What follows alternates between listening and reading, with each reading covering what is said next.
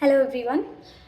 So basically কাল ছিল পয়লা বৈশাখ, আর আজ আমার স্কুল যাওয়ার আছে। কাল তো বন্ধ ছিল, সো সাচ কিছু বেরোয়নি। সো ভাবলাম যে একটা শাড়ি পরে যাওয়া যাক আজকে স্কুলে। That is the story regarding sari from my childhood.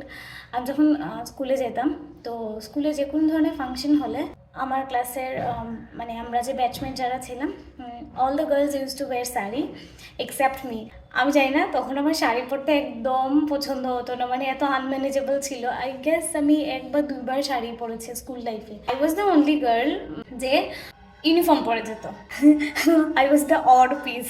But হয় না, সময়ের সাথে সাথে সব চেঞ্জেস হয়। ইভেন আমি শাড়ি লাগাতেও পারতাম না, বাট স্কুলে জয়েন করার পর এখন তো বলতে গেলে রোজই শাড়ি লাগাতে হয়।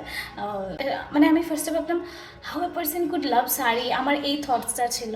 বাট এখন আমার উল্টা হয়ে গেছে, আমি নিজে শাড়ি পরতে ভালোবাসি।